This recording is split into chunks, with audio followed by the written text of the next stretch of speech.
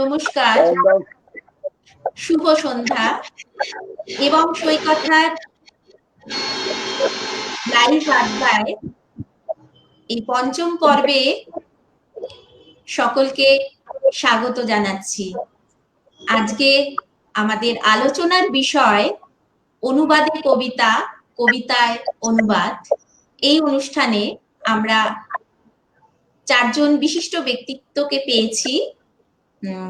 আলোচক হিসেবে আমাদের সঙ্গে রয়েছেন অধ্যাপক, কবি ও অনুবাদক তৃণাঞ্জন চক্রবর্তী, রয়েছেন কবি ও অনুবাদক যশোধরা রায়চৌধুরী, রয়েছেন কবি ও অনুবাদক স্বপন নাগ।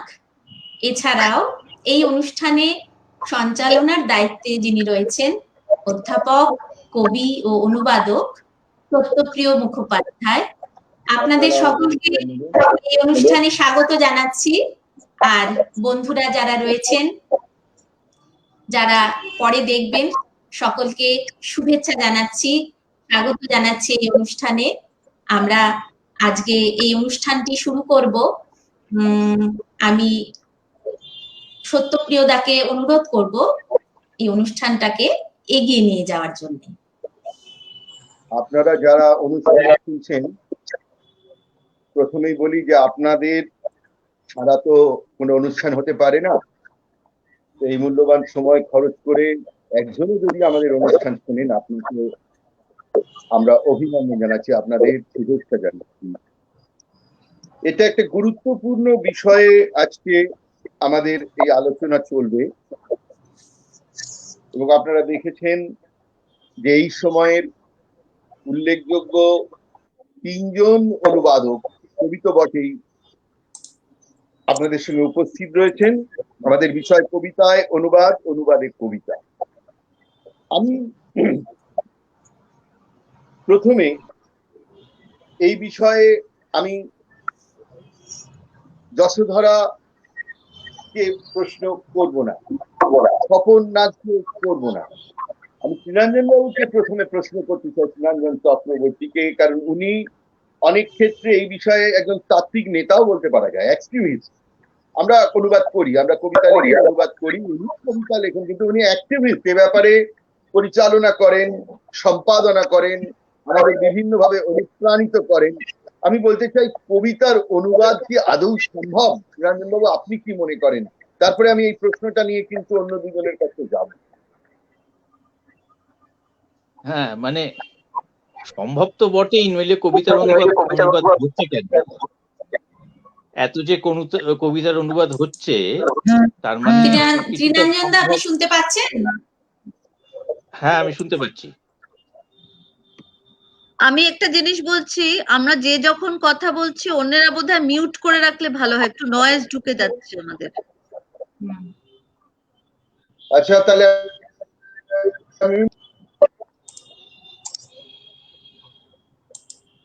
কি বলবো?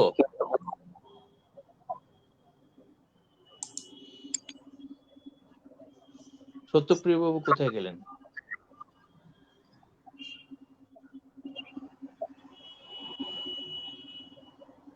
তৃণাঞ্জন দাকে সত্যপ্রিয় দা প্রশ্ন করেছিলেন, সেটা কি আপনি শুনতে পেয়েছেন? আমি শুনতে পেয়েছি, কিন্তু সত্যপ্রিয় বাবু কোথায় গেলেন? ওনাকে দেখতে পাচ্ছি না। উনি অফলাইন হয়ে গেছেন মনে হচ্ছে কোনো কারণে। সত্যপ্রিয় দা এখন অফলাইনে আছেন। ও, আমরা মিউট করে, আমার মনে হয় যে তৃণাঞ্জন তুমি বলো, আমরা ততক্ষণ মিউট করে থাকি, তুমি তোমার কথাটা বলো, তারপর উনি আবার চলে আসবেন। হ্যাঁ, মানে হ্যাঁ, উনি চলে আসবেন। তৃণাঞ্জন দা, আপনি আপনার কথাটা বলুন। কবিতার অনুবাদ হয় বা হয় না, একটু ডিস্টার্ব হচ্ছে কোথাও। কবিতার অনুবাদ হয় বা হয় না, এইটাকে এরকম হয় তো বটেই বা হয় না একেবারেই, কোনোটাই এইভাবে ঠিক আমি বলতে পারবো না। হয় এই জন্য বলছি যে কবিতার অনুবাদ তো হয়, কবিতা কত কবিতা অনুবাদ হয়েছে পৃথিবীতে তার তো ঠিক নেই। প্রচুর কবিতা অনুবাদ হয়েছে, অনুবাদ হয়ে চলেছে এবং অনুবাদ হবেও। কিন্তু প্রশ্নটা কেন উঠলো, এটাই হচ্ছে আরেকটা প্রশ্ন, যে প্রশ্নটা কেন উঠলো যে কবিতার অনুবাদ কি হয়। প্রশ্নটা উঠলো তার কারণ হচ্ছে যে অনুবাদ মানে কি? অনুবাদ মানে তো আমি একটা ভাষার একটা জিনিসকে আরেকটা ভাষায় আমি এনে ফেলছি, একটা ভাষা থেকে একটা জিনিসকে আমি আরেকটা ভাষায় আনছি। এখন শ্রীনন্দন দার প্রশ্ন কথা হচ্ছে, কেটে যাচ্ছে, একটু মাইক্রোফোনটা সামনে নিয়ে বলুন দাদা। আচ্ছা, একটা ভাষার একটা জিনিসকে, কোনো একটা জিনিসকে আমি শোনা যাচ্ছে আমার কথা? হ্যাঁ, শোনা যাচ্ছে, শোনা যাচ্ছে। আরেকটা শোনা যাচ্ছে। ভাষায় নিয়ে আসার নামই তো অনুবাদ। অনুবাদ যে ইংরেজিতে বলে ট্রান্সলেট করা। ট্রান্সলেট করা মানে একটা জায়গা থেকে আরেকটা জায়গায় যাওয়া, এই যে মুভমেন্টটা, এই সরে আসাটা, এটাকেই ট্রান্সলেশন বলি তো আমরা। এখন বিষয়টা হচ্ছে যে একটা ভাষার থেকে আরেকটা ভাষায় আমি কি আনলাম, এটাই তো প্রশ্ন।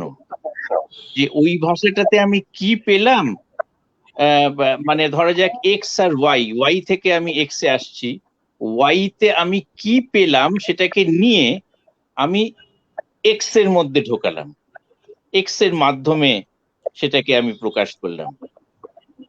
এখানে প্রশ্ন হচ্ছে যে আমি একটা রচনাকে, বলতে গেলে রচনাকে আমি একটা ভাষা থেকে আরেকটা ভাষায় আনছি। এবার কবিতা রচনা কি, মানে কবিতা বলতে কি বোঝায়? কবিতার মধ্যে তো অনেকগুলো স্তর থাকে। একটা থাকে শব্দের স্তর, একটা থাকে অন্বয়ের স্তর, মানে শব্দগুলো যেভাবে আসছে যেভাবে একটার সঙ্গে আরেকটা জুটছে। একটা থাকে ধ্বনির স্তর, ধ্বনিটা কিরকম আসছে, কানে কিরকম বাজছে। এবং সর্বোপরি থাকে একটা অর্থ, মানে রচনা তো একটা জিনিস যেটার একটা অর্থ হয়, কোন একটা অর্থ না হলে সেটাকে আমরা ঠিক রচনা করি না। এবার কবিতার ক্ষেত্রে মুশকিলটা হচ্ছে এই অর্থ জিনিসটা কবিতায় খুব জটিল তো। মানে আপনি একটা গদ্যে একটা আজ সকালবেলায় সূর্য উঠেছে কালো উঠবে, এই কথাটার যেভাবে অর্থ হয়, একটা কবিতায় ঠিক সেইভাবে আমরা অর্থকে আমরা পাই না। অর্থটা ইঙ্গিতের মধ্যে থাকে। হ্যাঁ, এবার একটা ইঙ্গিতকে একটা ভাষার থেকে আরেকটা ভাষায় আনা যায় কিনা, এটা কিন্তু একটা খুব সমস্যার সংকুল একটা ব্যাপার। হ্যাঁ, মানে আমি যখন একটা কবিতাকে একটা ভাষা থেকে আরেকটা ভাষায় আনছি, কবিতার যে মূল যে ইঙ্গিত, যে সাজেশন, যে ব্যঙ্গার্থ, যে অভিঘাত, আমি কি ঠিক তেমনই এখানে আনতে পারছি? সেটা বোধহয় হওয়া সম্ভব নয়। তার কারণ প্রথমেই ধ্বনির স্তরে তো হবে না, ধ্বনিটা তো একেবারেই অন্য। শব্দের স্তরে হওয়া সম্ভব, কিন্তু শব্দটা অনেকটাই নির্ভর করে অর্থের উপর, মানে যে ব্যঙ্গার্থটা, মানে যে সাজেশনটা কবিতাটা দিতে চাইছে। এবার সেই সাজেশনটা তো ভ্যারি করে, একটা মানুষের কাছে একরকম, আরেকটা মানুষের কাছে আরেক রকম। কেমন?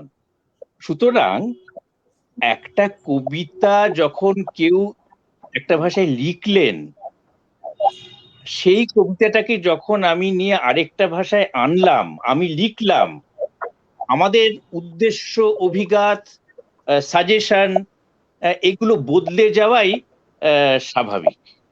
হ্যাঁ, হয়তো শব্দের স্তরে কিছু কিছু ইয়ে থাকতে পারে, অন্যয়ের স্তরও খুব জটিল, শব্দের স্তরও খুব জটিল, হ্যাঁ খুবই জটিল, যার ফলে ব্যাপারটা খুব জটিল। তাই সে অর্থে আমি হয় না তো বলবো না, তার কারণ হচ্ছে তো, কিন্তু হয় কি না আসলে সেটা কিন্তু একটা প্রশ্ন। আমি এই একই প্রশ্ন নিয়ে আমি যশোধরা রায়চৌধুরীর কাছে যাচ্ছি। উনি অনেক কথার মধ্যে একটা অদ্ভুত ব্যাপারে পৌঁছলেন শেষে, যে যখন কবিতা অনুদিত হয়ে যায় ওটা আরেকটা জায়গায় চলে যাচ্ছে। যশোধরা তুমি একজন কবি এবং অনুবাদক, ফুল ফ্লেজেড কবি অনুবাদক, এবং অনেক ক্ষেত্রে বলা হয়েছে যে কবিতার অনুবাদ করতে গেলে কবি হতেই হবে। আমি বলতে চাই এই যে আরেকটা জায়গায় চলে যায় এই অনুভূতিটা তোমার হয় কিনা, এবং কবিতার অনুবাদকে বিশ্বাসঘাতক বলা হয়। কবিতার অনুবাদ যারা করে তারা প্রকৃতপক্ষে পঙ্গু, তারা ক্যাচ নিয়ে আসলে একটা জায়গায় উঠছে। এই ব্যাপারে তোমার মতামত? কুলোটা নারী, বিশ্বাসঘাতিনী স্ত্রী, এসব অনেক কথা কিন্তু কবিতার বিরুদ্ধে বলা আছে, কবিতার অনুবাদ কবিতার বিরুদ্ধে। তোমার কি ফিলিং? হ্যাঁ, আমি বলছি তার আগে আমার মনে হয় সবাই একটু মিউট করে নেবে, নয়েজ হচ্ছে, ভীষণ নয়েজ আসছে, তাতে আমি মিউট করে দিচ্ছি। হ্যাঁ, Mute করা একটা আছে। কথা, হ্যাঁ, এতক্ষণ যেটা শুনলাম সেটার আমার মনে হয় যে এর থেকে এটা বলতে গেল যে একটা গদ্যের বই বা ইতিহাসের বই বা বিজ্ঞানের বই, এটা অনুবাদ করার যে প্রক্রিয়া, কবিতা অনুবাদ করার ব্যাপারটা সম্পূর্ণ আলাদা। সেটার কারণটা বোধহয় অন্তর্নিহিত আছে কবিতার বেসিক নেচারটার উপর। কবিতা যে ধরনের রচনা, ট্র্যাডিশনালি আমরা কবিতাকে যেভাবে বেড়ে উঠতে দেখেছি, তাতে কবিতা এই কঠিন জায়গাটায় পৌঁছেছে, যে জন্য কবিতা সম্বন্ধে এটা বলা হয়। এবার আমার দুটো অভিজ্ঞতা বলছি। একটা হচ্ছে আমার কবিতা আমি যখন ইংরেজিতে অনুবাদ করতে গেছি, সেটা একটা অভিজ্ঞতা, মানে বাংলা থেকে অন্য ভাষায় যখন অনুবাদ হচ্ছে কোনো কবিতা, এবার সেখানে তো কবি আমি যেহেতু, তাই জন্য আমি জানি যে আমি কি অভিপ্রায় নিয়ে লাইনগুলো লিখেছি। মানে আমার ব্যঞ্জনা, যে ব্যঞ্জনার কথাটা তৃণাঞ্জন বললেন, যে দুটো মানে শব্দের একটা তো লক্ষণ আছে, মানে শব্দটা কাকে নির্দিষ্ট করে, আর একটা হচ্ছে ব্যঞ্জনা, সেটা কন্টেক্সচুয়ালও অনেকটা। তো সেই জায়গাটা আমি দেখেছি যে বাংলা থেকে যখন আমার কবিতা ইংরেজি হচ্ছে, তখন আমি নিজেই সন্তুষ্ট নই, কারণ অধিকাংশ জিনিসই ঠিক সেইভাবে, মানে অন্য কেউ অনুবাদ করলেও সমস্যাটা হয়, আবার নিজে অনুবাদ করলেও সমস্যাটা। তো এই একটা সমস্যা দেখেছি যে আমরা আমরা কখনোই স্যাটিসফাইড হতে পারি না। তার কারণ ওই একটাই সমস্যা, যে আমার যে উদ্দিষ্ট ছিল, যেভাবে আমি ভেবেছি, সেটা অন্য ভাষায় যখন যাচ্ছে, মানে যদি কবিতার অনুবাদ সহজ হতো, মানে যদি তৃণাঞ্জন যা বললেন এগুলো হতো, তাহলে তো বেসিক্যালি একটা ডিকশনারি নিয়ে বসলেই কবিতার অনুবাদ করা হয়ে যেত, তাই না? তো সেই স্ট্রাগলটা দেখেছি যে আমার অনুবাদ যখন করছি, আমি নিজেই বুঝতে পারছি যে হচ্ছে না। এবং আমাদের সংস্কৃতির প্রচুর সমস্যা আছে, সাংস্কৃতিক শব্দ আছে যেগুলো ইংরেজিতে কোনোদিন আসবে না। মানে সতীমা, মাতঙ্গিনী, এই কথাটা একটা কবিতা ছিল, এটাকে আনতেই পাচ্ছি না আমি। সতীতে ওই অ্যাস্টারিক্স দিয়ে তলায় সতীর পুরো গল্পটা লিখতে হচ্ছে, যে সতী দেহত্যাগ করেছিলেন ইত্যাদি। ওই কবিতাটা ছিল, আপনারা হয়তো পড়েওছেন, ওই টুকরো টুকরো হয়ে একটি মেয়ে পড়ে আছে রেল লাইনে, একটি মেয়ে, সে মডেল হতে, সীমন্তিনী মডেল হতে চেয়েছিল, কবিতাটার নাম। খুব সহজ আপাত দৃষ্টিতে, লাইনগুলো একেবারে গদ্যের মতোই, কিন্তু করতে গিয়ে দেখা যাচ্ছে যে সতী কি সেটা যারা জানে না তাদের কাছে আসলে কবিতাটা পৌঁছবেই না। কারণ শেষে আমি বলছি যে সীমন্তিনী এভাবেই মাতঙ্গিনী সতী, সীমন্তিনী এভাবেই ম্যাটিনি আইডল। এবার ম্যাটিনি আইডলটা না হয় বুঝতে পারবে, কিন্তু মাতঙ্গিনী সতীটা ব্যাপারটা কি হলো কিছু বোঝানো যাচ্ছে না। তো এই বলছি, সাংস্কৃতিক উপাদান বিশাল থাকে। এবং আমি ইন্ডিয়ান লিটারেচার গ্রন্থে যত ইন্ডিয়ান কবির ইংরেজি অনুবাদ পড়ি, বুঝতে পারি যে কোথাও গিয়ে একদম হারিয়ে গেছে, মানে ওড়িয়া বা মালায়ালাম, বা আমরা ইংরেজিতে ওগুলো যখন পড়ি, আমরা কিছুই হয়তো বুঝতে পারি না আসলে কবিতাটা সম্বন্ধে, আমরা ভারতীয় হয়েই বুঝতে পারি না। তারপর ইংরেজি ভাষার মধ্যে ওই বারবার অ্যাস্টারিক্স দিয়ে প্রদীপ বা তুলসীর মঞ্চ বা ওইগুলো বোঝানো থাকে, জিনিসটার ওই অভিঘাতটাই নষ্ট হয়ে যায়, যেটা হয়তো মূলে ছিল। আর প্রত্যেক সংস্কৃতিতে এই আলাদা আলাদা অভিঘাত আছে, মানে ওড়িয়া আর বাংলা এত কাছাকাছি দুটো ভাষা, অথচ ওড়িয়াদের কাছে হয়তো ওই একটা দেবীর নাম বা একটা দেবতার স্থানের নাম, তার যে ব্যঞ্জনা, আর আমার কাছে তার ব্যঞ্জনা আলাদা। তো তো ভারতীয় ভাষা থেকে বিদেশি ভাষায় নিয়ে যাওয়ার সমস্যাটা এটাই। আর তার ফলে উল্টোটা হচ্ছে যে ফরাসি থেকে আমি যখন উদ্দিষ্ট ভাষা বাংলা, আমি বাংলাটা জানি কিন্তু তাও আমি ভাষা খুঁজে পাচ্ছি না। ফরাসিটা খুব সামান্য বুঝি, তাও ডিকশনারি দেখে অনেক কিছু করে আমি একটা বাংলার কাছে পৌঁছতে যাচ্ছি, তখন আমি দেখছি যে অসংখ্য অপশন রয়েছে আমার কাছে। এবার ফরাসিতে আকাশকে সবসময় সিএল বলা হচ্ছে, লোসিএল, কিন্তু বাংলায় তো অসংখ্য জিনিস বলা হয়। যদি রবীন্দ্রনাথ অনুবাদ করতেন তাহলে হয়তো গগন লিখতেন, আমি এখন আকাশ লিখছি। এই কথা অনেক কিছু মনে আসে, যেমন বুদ্ধদেব বসুর অনুবাদে বদলিয়ার পড়লে মনে হয় বুদ্ধদেব বসুর সময়কার একটা বাংলা কবিতা পড়ছি। তার মানে ওনার স্থানিক কালিক, ওনার সময়কার যে ভাষার ব্যঞ্জনা বা ভাষার যে ব্যবহারগুলো, সেগুলো ওনার অনুবাদে এসে গেছে। এবার আমি যখন অনুবাদ করছি বদলেয়ার, তখন কি তাহলে আমি 21 সালের বাংলা ভাষার মতো করে অনুবাদ করব, নাকি আমি প্রাচীন ভাষার মতো করে রাখবো বাংলাটাকে? খুব সমস্যার অনেক অনেক জায়গা আছে, আমি কয়েকটা বললাম, কিন্তু তার ফলে এই কথাগুলো বলা হয় নিশ্চয়ই, তাই না?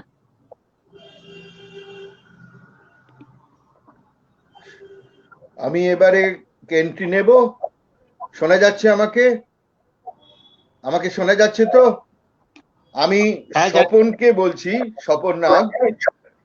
এই যে বিষয়টা নিয়ে আলোচনা হচ্ছে, এটা থেকে একটু সরবো, কারণ আমরা অনেকটা পেয়েছি। এই বিষয়ে যদি কিছু তোমার বলার থাকে সেটাও আমরা শুনে বলছি। অনুবাদ কবিতার কাছে আমাদের কি দাবি, তুমি একজন কবি হিসেবে কি মনে করো? এবং তুমি মাইক্রোফোন ছাড়বার পরে আমি এই প্রশ্নটা শিলার কাছে আর নিয়ে যাব না, শিলা যেন মাইক্রোফোন ধরে নেয়। ও একজন সম্পাদক, আমি দেখেছি, এবং সৈকতায় ও অনুবাদ কবিতাকে খুব গুরুত্ব দেয়। তো সম্পাদক হিসেবে স্বপন বলার পরে আমি ওর কাছে জানতে চাইবো যে অনুবাদ কবিতাকেও এত গুরুত্ব দেয় কেন, অনুবাদ কবিতার কাছে ওর কি দাবি। এইটুকুই আমার প্রশ্ন। আমি মাইক্রোফোন মিউট করে দিলাম। বেশ, আমি বলি। কিন্তু অদ্ভুত ব্যাপার, আমি কাউকে শুনতে পাচ্ছি না। তাই আমি যশোধরার শেষ কথা শুনতে পারিনি। আচ্ছা, আমার কথা শোনা যাচ্ছে কি? আমার কথাগুলো শোনা যাই যাচ্ছে? হোক, আমার কাছে সাউন্ড আসছে না, কিন্তু আমি বুঝতে পারছি আমার কাছে কোনো সাউন্ড। আমি স্বপন কি বলছে বুঝতে পারছি না। আমি চালিয়ে নিয়ে যাবো, আমি বুঝতে পারছি, আমি চালাতে পারবো। না না, আপনি তাহলে দেখুন সাউন্ডটা কি করা যায়। আপনি কিছু না শুনতে পারলে কিভাবে হবে? সাউন্ডে কিছু ব্যবস্থা, কিছু একটা অফ স্বপন হয়ে চালিয়ে যাচ্ছে। না, একটা ব্যবস্থা হচ্ছে, হয়তো সাউন্ডের ব্যবস্থা হচ্ছে। আচ্ছা, এর আগে দুজনের মানে তৃণাঞ্জন বাবু এবং যশোদা দুজনে যা বললেন প্রায় সবটাই বলে ফেলেছেন আমার মনে হয়েছে। প্রথমত আমি বলতে পারলাম, এখন কবিতার অনুবাদ হয় কি হয় না, এর উত্তরটা দুটো। কবিতার অনুবাদ হয়, কবিতার অনুবাদ হয়ও না। কবিতার অনুবাদ যিনি করবেন তার প্রাথমিক শর্ত হওয়া উচিত যিনি অনুবাদক তাকে কবি হতে হবে। অর্থাৎ যেটা অনুবাদ করলেন, আমি বাংলাতেই বলি, বাংলাতে অনুদিত হয়ে যেটি এলো সেটিকে প্রথমত কবিতা হতে হবে। আর একটু আগে যে আপনি বললেন বসে শব্দ করে দেওয়া যেত, এই দরকার নেই আমার মাইক্রোফোন। সেক্ষেত্রে অনুবাদ হয় না এরকম তো নয়, অনুবাদ হচ্ছে এবং হবেও। অনুবাদ হয় না যেগুলো, সেগুলো হচ্ছে কিছু এক এক ভাষার এক এক রকম নিজস্ব মেজাজ থাকে। সেই মেজাজটাকে আমি যেই ভাষায় অনুবাদ করব, অনুবাদ করি, সেই মেজাজটা আনা সব সময় সহজ হয়ে ওঠে না।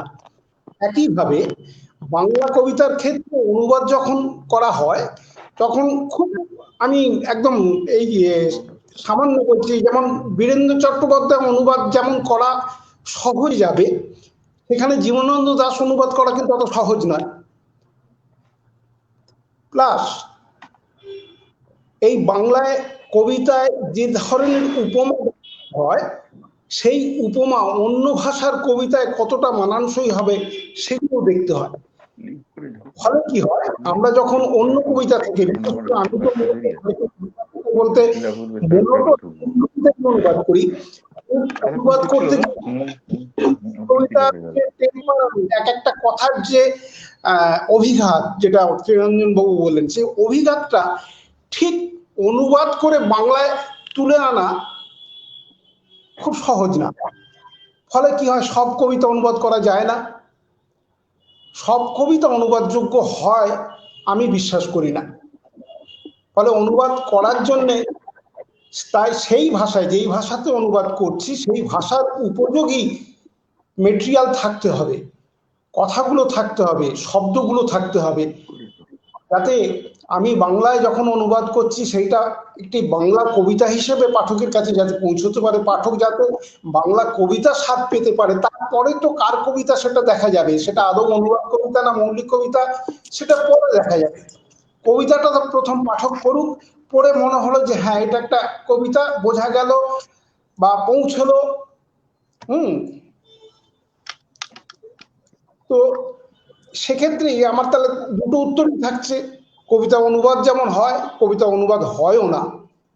আমি বোঝাতে পারলাম কিনা জানি না। ঠিক আছে, আচ্ছা, আমার একটা প্রশ্ন আছে আপনাদের কাছে। একটা ইতালি প্রবচন আছে যে অনুবাদ যদি সুন্দরী হয় তাহলে তাকে অবিশ্বস্তা হতেই হবে, এবং বিশ্বাস ভাগিনী হলে কুদর্শনা হবেই সে।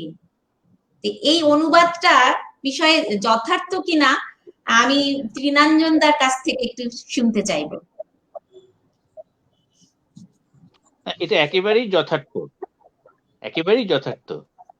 মানে অনুবাদটা যদি খুব মানে যেটা উদ্দিষ্ট ভাষায় যে রচনাটা হলো, সেই রচনাটা যদি খুব অরিজিনাল হয়, তার ভেতরে যদি একটা আলো ফুটে ওঠে, অনেক সময় দেখা যায় যে সেই আলোটা উৎস ভাষার যে রচনা সঙ্গে একেবারেই একরকম। একটাই যদি সাদা হলুদ আলো থাকে আর একটা সবুজ আলো হয়।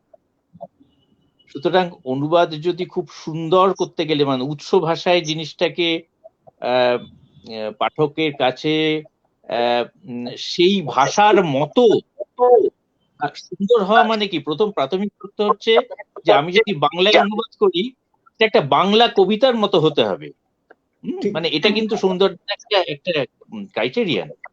এবার বাংলার মতো যেই আমি করছি, আমি তখনই সবটাই প্রায় হারিয়ে ফেললাম।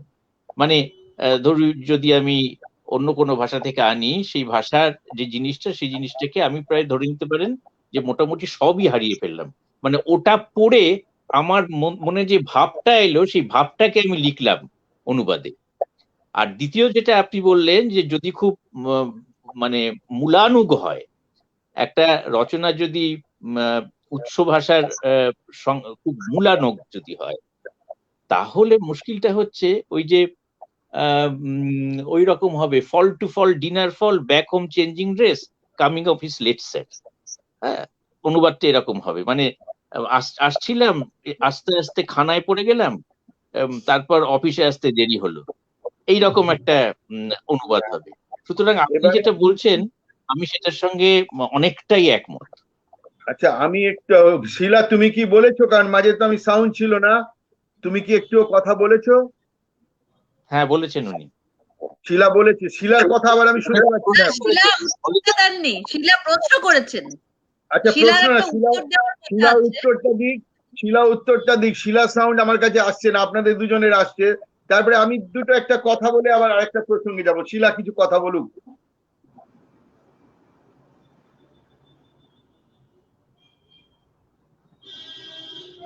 শিলার কথা শোনা যাচ্ছে না, আমি শুনতে পাচ্ছি না।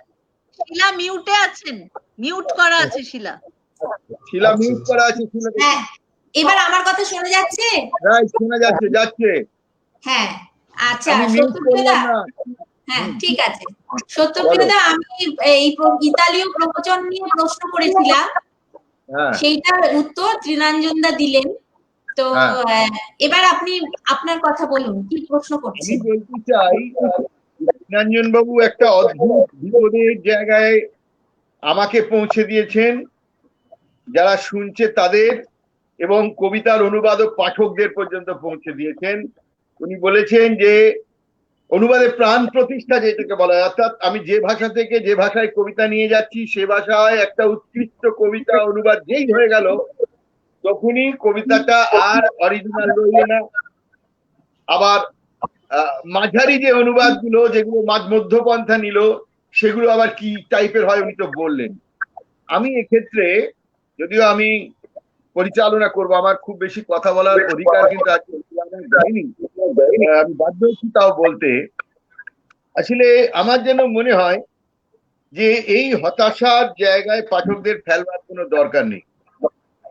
অনুবাদ জিনিসটা একবারে স্বতন্ত্র আর একটা জিনিস, একবারে স্বতন্ত্র একটা জিনিস। এটা যেমন নারী পুরুষ স্বতন্ত্র একটা জিনিস, একবারে পুরুষ একবারে সম্পূর্ণ আলাদা, নারী সম্পূর্ণ আলাদা, আবার কিছু মিলও আছে। এই দুটোর ইন্টারকোর্সে একজন যে জন্মাচ্ছে সেই জন্মে নারী পুরুষের প্রোডাকশন মানে সৃষ্টি হয়ে যাওয়ার পরে কোনো মানে তার আগেও কিন্তু তেমন কোনো হাত ছিল না, অথচ কিছু প্রক্রিয়া কিন্তু ছিল। অনুবাদ অনেকটা এতটা অরিজিনাল জিনিস। এবং উনি যেটা বলছেন যে আসল থাকে না, আবার আসল থাকেও আমি দেখেছি অনেক ক্ষেত্রে থাকে, কারণ আমরা সব ক্ষেত্রে দুটো ভাষা না পড়তে পারলেও আমরা গীতাঞ্জলি তো দেখেছি। গীতাঞ্জলি যেমন আমরা অরিজিনাল যেটা মূল পড়েছি, আবার অনুবাদটাও পড়েছি। অনুবাদে অনেক রবীন্দ্রনাথ বলেছেন, কিন্তু তা সত্ত্বেও অনুবাদগুলো কিন্তু উৎকৃষ্ট কবিতা তো বটেই, বিশ্বমানের কবিতা, কিন্তু আমি দেখেছি যে গীতাঞ্জলির মূল আবহটাও কিন্তু ওখান থেকে কিছু হারিয়ে যায়নি। এটা আমার ধারণা। অনুবাদ কবিতা যখন কবিতা হয়ে ওঠে, প্রাণ প্রতিষ্ঠা পায়, ওটা এতই মৌলিক আর একটা জাত, এবং সেটাকে আমরা অনুবাদ বলি। আসলে কি জানো, মানে আমার যে জীবন যাপন জাত অভিজ্ঞতা থেকে কবিতা লিখি, আর আরেকজনের কবিতা পড়ার অভিজ্ঞতার জাত ফসল হচ্ছে অনুবাদ। এইটুকু কিন্তু এই একটা বেসিক তফাৎ আছে। সেক্ষেত্রে অনুবাদ আমরা অতটা আমাদের ভয়ঙ্কর জায়গায় নিয়ে যায় আমি মনে করি না। যার জন্য আমি মনে করি কবিতার ক্ষেত্রে অনুবাদে কপিরাইট তুলে দেওয়া উচিত। কপিরাইট সিস্টেমই থাকবে না, এতটাই মৌলিক অনুবাদ কাজটাও, এতটাই মৌলিক, এবং যত ভালো কবিতার সূক্ষ্ম সাজেশন থাকে অনুবাদ এতটাই মৌলিক, আমি মনে করি যে কপিরাইট সিস্টেম তুলে দেওয়া উচিত। এটা নিয়ে যশোদারা কি মনে করে, তারপরে আমি স্বপনের কাছে যাব, তারপরে ত্রিরঞ্জন বাবুরও আমি মত চাই। হ্যাঁ, এটা তো আসলে একটা মৌলিক বিতর্ক, একটা তর্কের জায়গা। কারণ একই কবিতা, ফরাসি কবিতা অরুণ মিত্রের অনুবাদ বেশি মূলানুগ ছিল, কিন্তু সুনীল গঙ্গোপাধ্যায়ের বা শক্তি চট্টোপাধ্যায়ের অনুবাদ ততটা মূলানুগ ছিল না। কিন্তু সুনীল গঙ্গোপাধ্যায় বা শক্তি চট্টোপাধ্যায়ের অনুবাদগুলো আমাদের বেশি ভালো লাগে। মানে ত্রিনঞ্জন যেটা বলতে চাইছেন সেটা হচ্ছে যে যখন পড়ে মনে হবে এটা বাংলা কবিতা, তখন আসলে একটা ডিভিয়েশন ঘটে গেছে। এবার যেহেতু সে মানে ত্রিনঞ্জন যেমন ফরাসিটা পড়ে মেলাতে চাইছে সারাক্ষণ, যারা ফরাসিটা জানে না তাদের কাছে এটা ম্যাটার করবে না, কিন্তু যারা জানে তাদের প্রতি মুহূর্তে খচখচ করে কাটার মতো লাগবে যে মূল ফরাসিতে যেটা ছিল সেটা পেল না পাঠক, কারণ কবি নিজের রিক্রিয়েশন করলেন। এবার এই বিতর্কটা বহুদিনের বিতর্ক। আমি উদাহরণ ঠিক মনে নেই, ত্রিনঞ্জন উদাহরণ থাকলে বলো। মানে একই কবিতা ৩-৪ জন অনুবাদ করেছেন এবং ৩-৪টি ভার্সন তৈরি হয়েছে। এই জিনিসটা আমার মনে পড়ছে যে র্যাবোর একটা কবিতা বোধহয় একবার ওয়ার্কশপে আমরা অনেকে অনুবাদ করেছিলাম, প্রত্যেকে আলাদা আলাদা একটা কবিতা লিখেছিলাম, এবং তুমি বলেছিলে যে প্রত্যেকে অরিজিনাল কবিতা লিখেছে, মানে প্রত্যেকে নিজের কবিতা লিখেছে মূলত। কবিতাটা মহাপ্লাবনের পর, হ্যাঁ খরগোশ, হ্যাঁ ওই মহাপ্লাবনের পরে কবিতাটা বোধহয় ১২-১৩ জন করা হয়েছিল, ১২-১৩টা ভার্সন তৈরি হয়েছিল, মনে আছে আপনার? হ্যাঁ, সত্যদাও ছিলেন সেদিন।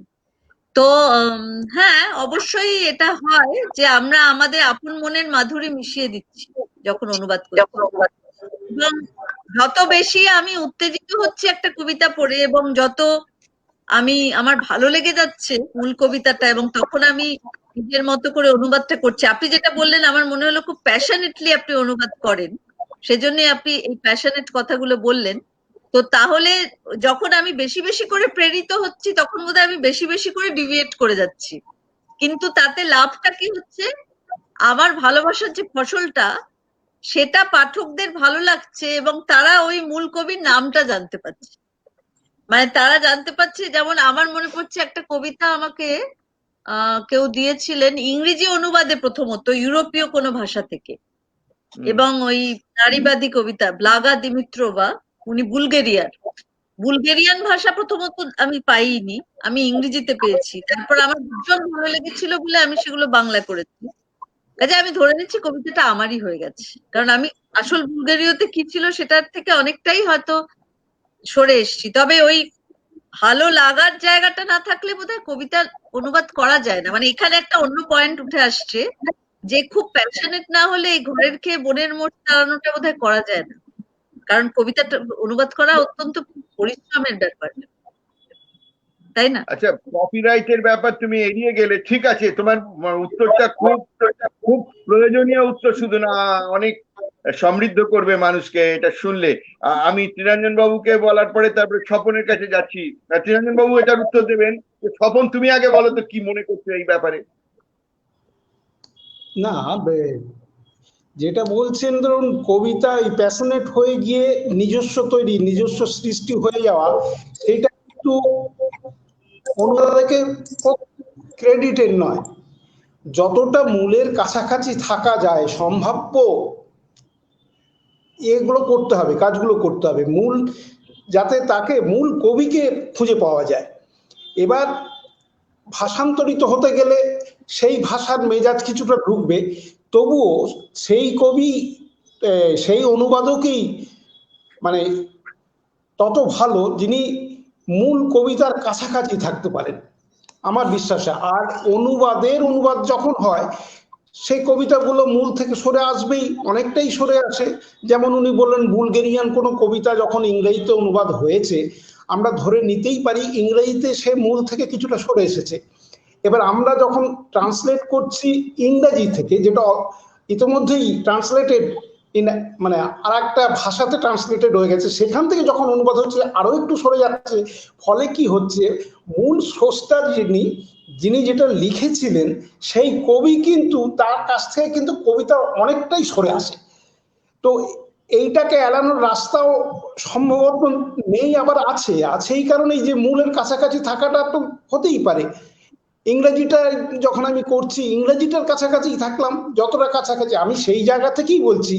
সেই ক্ষেত্রেই দেখা যায় সমস্যাগুলো, তখনও কোনো কবিতা অনুবাদ করা যাচ্ছে, কোনো কবিতা অনুবাদ করা যাচ্ছে না, অনুবাদ করতে গিয়ে দেখা যাচ্ছে একদম অন্যরকম হয়ে যাচ্ছে। আমি বুঝতে পারছি যে এই কবিতাটা এই বলতে চাইছে, কিন্তু আমি আমার মতো করে সাজাতে গিয়ে ডিফারেন্ট একটা কবিতা হয়ে যাচ্ছে। সেক্ষেত্রে আমি সেটাকে অনুদিত কবিতার স্বীকৃতি দিতে আমি রাজি নই।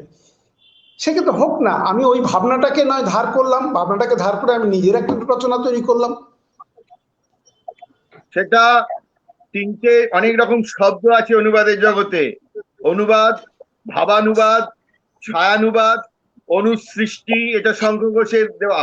হ্যাঁ, এবারে কোনো না কোনো একটা ক্যাটাগরিতে এটা পড়ে যাচ্ছে। হ্যাঁ, আমি তোমারটা বুঝলাম। ত্রিরঞ্জন বাবু, আপনি কি মনে করেন এই ব্যাপারে? আচ্ছা, আমার একটা প্রশ্ন আছে, আমার স্বপনদাকে প্রশ্ন আছে। আচ্ছা স্বপনদা, আপনি উর্দু আর হিন্দি থেকে অনুবাদ করেন না? মেনলি হিন্দি থেকেই অনুবাদ করি। উর্দু থেকেই শুধু? না, হিন্দি থেকে। আর আপনি কি বাংলা থেকে হিন্দিতে অনুবাদ করেন? না, বাংলা থেকে হিন্দিতে অনুবাদ করেননি কখনো? না, করিনি। এ কারণেই করিনি। প্রথম কথা যে হিন্দি ভাষাটা, আমি যেহেতু হিন্দি এলাকায় দীর্ঘদিন ছিলাম, হিন্দি ভাষাটাকে আমি ওদের ভাষার কথা মানে খুব একদম লোকাল কথা, চালু কথাগুলোও আমি জানি। ফলে কি হয়, ওদের এই অ্যাকসেন্ট বুঝতে পারি, কবিতার ওইগুলো আস্বাদনটা আমি পুরো নিতে পারি। এবার সেক্ষেত্রেও আমি দেখেছি যে যখন সরাসরি অনুবাদ করে কিছু কিছু কবিতার লাইন, যেরকম ধরুন ভুবনাথ পান্ডের একটা কবিতার লাইন হচ্ছে मैं मुसलमान हूँ क्योंकि मेरे अब्बू मुसलमान है, अगर वो हिंदू होते तो मैं भी हिंदू होता।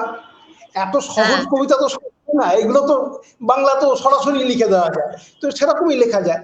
কিন্তু কিছু কিছু শব্দ আছে যেগুলো ধরে, এই ধরুন ইয়ে হ্যায় কি, হিন্দিতে যেরকম ইয়ে হ্যায় কি, এই কি বাংলাতে কি বলবো এই বলা যায়, বাংলাতে ওর অর্থ করে বলা যায়, কিন্তু সেই অভিঘাতটা তৈরি হয় না। হ্যাঁ, উনি যেটা মূল কবি যে অভিঘাতটা চাইছেন, তিনি তো লিখছেন মানে তিনি বলতে চান সেই কথাটা অনুবাদে কিন্তু ঠিকঠাক আসতে পারে না। এবং আমার মনে হয় ততটুকুই চেষ্টা করা উচিত যতটুকু মূলের সঙ্গে থাকা যায়। কেননা মূল কবিতার ক্রেডিট মানে মানে স্বীকৃতি পাওয়া তো কবির, অনুবাদক তো জাস্ট একটা তুলে দিচ্ছেন, অন্য একটা ভাষা তৈরি করে দিচ্ছেন। আমি এই জন্য প্রশ্নটা বাংলা থেকে করেন কিনা জিজ্ঞেস করলাম, এই জন্য একটু সরে যাচ্ছি সত্যদা বা শিলাকে আমি অনুমতি নিয়েই। সেটা হচ্ছে সম্প্রতি প্রচন্ড গোলমাল চলছে রবীন্দ্রনাথ, জীবনানন্দ এদের হিন্দি অনুবাদ নিয়ে। তার নিশ্চয়ই চোখের বালিকে কেন আঁখ কি কিরকিরি বলে অনুবাদ করা হয়েছে। অনেক বাঙালি বলছেন যে এত খারাপ একটা নাম চোখের বালি, এটা হিন্দি ভাষা জঘন্য ভাষা এবং হিন্দি আগ্রাসনের সঙ্গে ব্যাপারটাকে মিলিয়ে দেখা হচ্ছে। এবং জীবনানন্দের একটা আছে ওই বনলতা সেনের লাইন, সেটা হচ্ছে চিড়িয়োকে ঘষলে কি তারা আঁখ উঠাকার, পাখির নীড়ের মতো চোখ তুলেটা একদম লিটারালি চিড়িয়োকে ঘষলে কি তারা বলা হয়েছে। এটা আমরা আর কি ছি করে উঠছি যে এটা সম্বন্ধে আপনার জানতে চাই।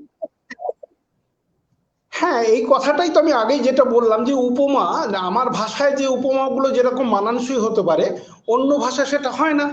একইভাবে অন্য ভাষার উপমাগুলো বাংলায় করবে না। আমি যদি এক্স্যাক্টলি সেটাই তুলি যেটা বলছেন ওই পাখির নীড়ের মতো চোখ তোলাটা কিংবা চোখের বালি দিয়ে অনুবাদগুলো, এই অনুবাদগুলোরই তো আমি বিরোধিতা করতে চাইছি। প্রথমত যেটা অনুবাদ করলাম সেই অনুবাদটা বাংলা কবিতা হতে হবে। এটা কবিতার কথা হচ্ছে যখন, অন্য কোনো গদ্যের কথা বলছি না। আমি অনুবাদ করে যেটাকে প্রেজেন্ট করছি সেইটা কবিতা হতে হবে, প্রথমত বাংলা কবিতা।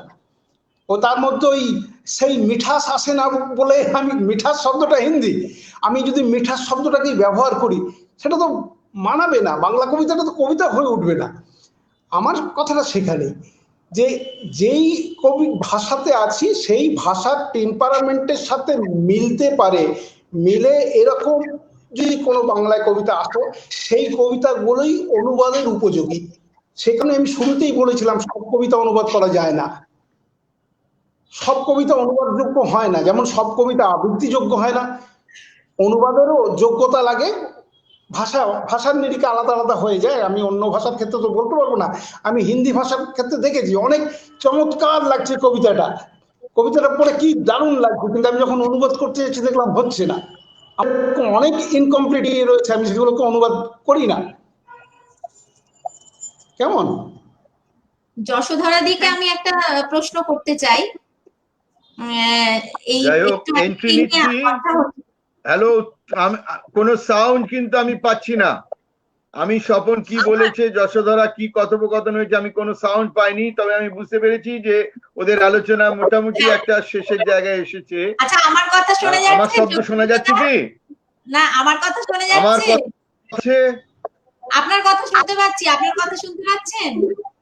শব্দ পাচ্ছি না। শব্দ পাচ্ছেন না? আপনি আরেকটা মোবাইল ফোন থেকে কারোর গলার শব্দ শুনতে পাচ্ছি না। তুমি সত্যদাকে ফোন করো, করে বলো মোবাইল থেকে ঢুকতে, উনি তো শুনতে পাচ্ছেন না। আচ্ছা, আচ্ছা, ত্রিনাঞ্জনের কথা ছিল, সত্যদা একটা কিছু প্রশ্ন তোমাকেও করেছিলেন, সেটা তো দাও। না, যেটা নিয়ে কথা হচ্ছিল, আমি লিভ করে আরেকবার ঢুকছি, লিভ করে আরেকবার ঢুকি, আমি কোনো শব্দ শুনতে পাচ্ছি না।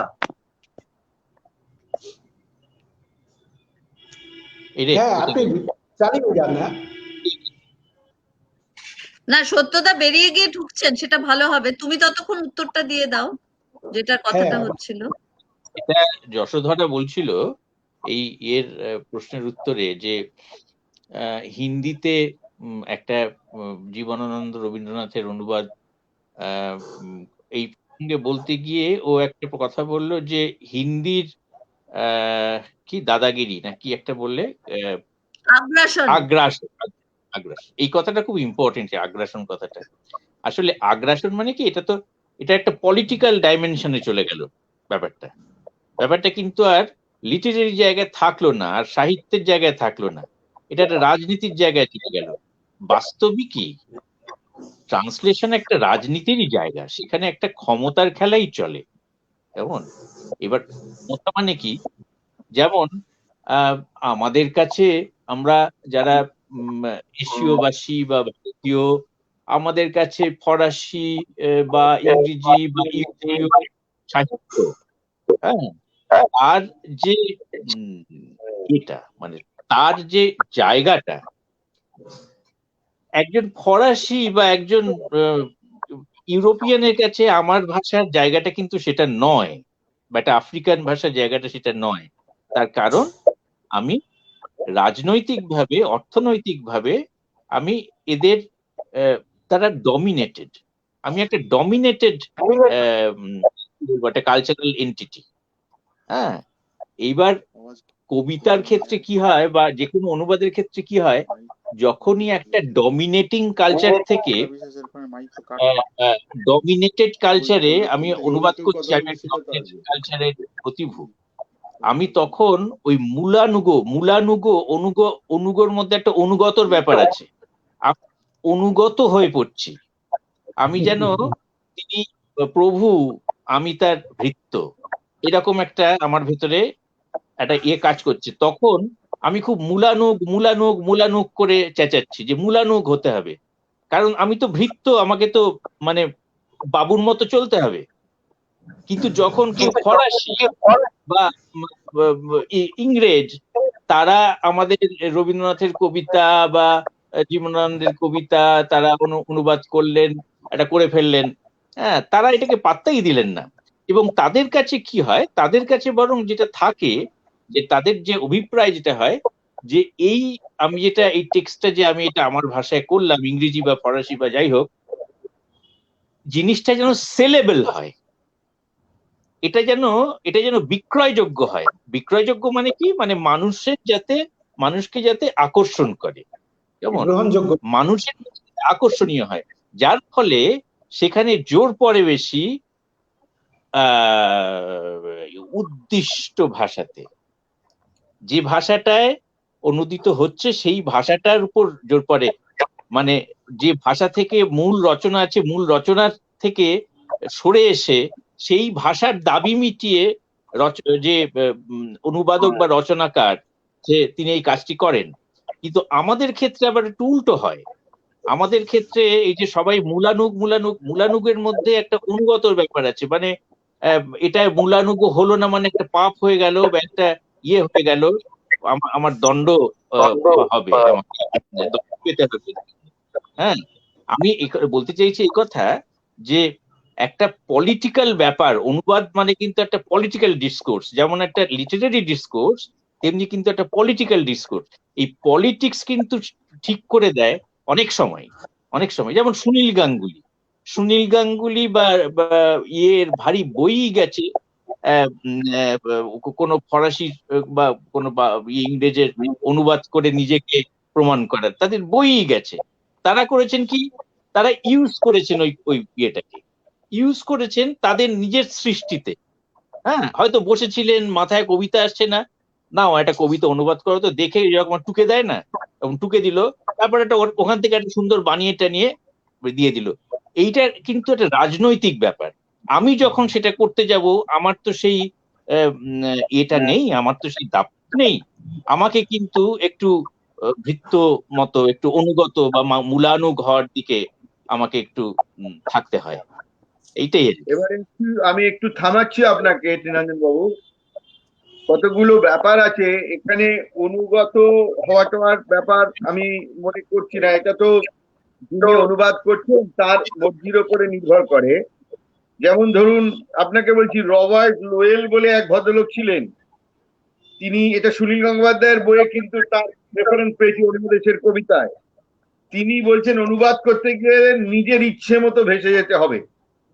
আবার ধরুন আমেরিকান একজন সমালোচক এডমান্ড উইলসন বলছেন যে আমি দেখেছি যে কবিতা তখনই খুব ভালো হয় অনুবাদ, উনি বলছেন যে অনুবাদ সেটাই খুব ভালো যেটা ডিভিয়েট করেছে অরিজিনাল থেকে ডিভিয়েট করেছে সেখানে। এবার আপনি বলছেন যে আমাদের ভেতরে এই মনোভাব কাজ করে, বা আপনি বলেন সুনীল গঙ্গোপাধ্যায়রা হঠাৎ একটা লিখতে হবে বলে লেখা না। অনেক ক্ষেত্রে এদের মানে স্বীকারোক্তি আছে, এদের যখন অরিজিনাল কবিতা বেরোচ্ছে না, বুদ্ধদেব বসুর স্বীকারোক্তি আছে, হ্যাঁ, যে অরিজিনাল কবিতা বেরোচ্ছে না, উপদেশও আছে তার, যে অরিজিনাল কবিতা যখন বেরোচ্ছে না, অনেকদিন লেখা হচ্ছে না, তখন অনুবাদের মধ্যে চলে যাও। অনুবাদের মধ্যে চলে গেলে তাহলে এর ওর উত্তাপে আবার তোমার অরিজিনাল ফর্মটা চলে আসতে পারে।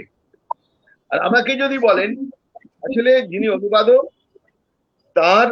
তিনি কে, তিনি যদি কবি হন, তিনি যদি খুব বড় কবি হন, তাহলে আমার মনে হয় না যে আমাদের সফল অনুবাদকরা ওই অনুগত দাগ মনোবৃত্তি নিয়ে কবিতা অনুবাদ করেছেন। যেমন সুভাষ মুখোপাধ্যায় নাজিম হিকমতের যে কবিতার অনুবাদ করেছেন, তো এমনকি নাজিম হিকমতের কবিতা অনুবাদ করার পরে সুভাষ মুখোপাধ্যায়ের কবিতা লেখার কায়দাও পর্যন্ত বদলে গেছে, এবং উনি একবারে বাংলা ভাষার অনুগত হয়ে কবিতা লিখেছেন। এবং বিদেশেও আমি দেখেছি যে ভাষায় অনুবাদ করা হচ্ছে, আপনার সঙ্গে একমত, সেই ভাষার অনুগত হয়ে কবিতাটাকে নিয়ে যাওয়ার চেষ্টা করা হয়। এবং আমি মনে করি সেটাই একটা কবিতার ভেতরে প্রাণ প্রতিষ্ঠা করবার মানে সার্থক উপায়, এটা আমি মনে করি। এবারে এটা আপনারা কি মনে করেন আমি দেখি। না সত্যপ্রিয় বাবু, আমি একটা কথা বলি। আমি বলেছি যে মূলানুগ হওয়ার মানে হচ্ছে অনুগত হওয়া, মানে মূলের অনুগত, মূলের অনুগামী। মূলটা ঠিক যেরকম সেরকম হতে হবে, এই মনোভাবটা থাকে যাদের ভেতরে, যে সংস্কৃতির ভেতরে একটা ইনফিরিয়রিটি কমপ্লেক্স থাকে। যেরকম আমাদের সংস্কৃতি, আমরা ইউরোপ বা আমেরিকা বা পশ্চিম দেশের ইয়ের কাছে আমরা নিজেদের তো ওই ইয়ে তো ভাবতে পারি না, মানে আমাদের ভাবতে শেখানো হয়নি বা আমরা ভাবতে শিখিনি, যেভাবেই হোক। একটা ডমিনেটেড কালচার, এই ডমিনেশনটা, এই ডমিনেটিং এই যে রিলেশনটা, এটা অনুবাদের ক্ষেত্রেও আছে।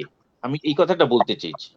এখন আমি বলছি যে যারা সুদীপবাবু বা শক্তিবাবুর সম্পর্কে বললাম যে এরা যেহেতু বড় কবি, এদের অনুবাদক হওয়ার জন্য বিন্দু মাত্র তাদের কোনো ইয়ে নেই যে আমাকে অনুবাদক হয়ে উঠতে হবে। তারা যেটা আপনি বললেন যে তারা হয়তো অনেকদিন লিখতে টিখতে পারছেন না, একটা কবিতা নিলেন, কবিতাটা নিয়ে তাদের মতো করে তারা লিখে ফেললেন। হ্যাঁ, তাহলে সেটা একটা, আমি এবার সরে যাচ্ছি কেন বুঝতে পারছি না। এইবার ঠিক আছে। হ্যাঁ, আমি যে তারা কিন্তু মূলানুগ ইয়ে করছেন না, তারা ধাচ্ছেন না মূলানুগত হওয়ার। হ্যাঁ, এবং তারা তাদের মতো ক্রিয়েট করছেন, কিন্তু সেটা অনুভব করছে কিনা সেটা তো একটা প্রশ্ন বটে।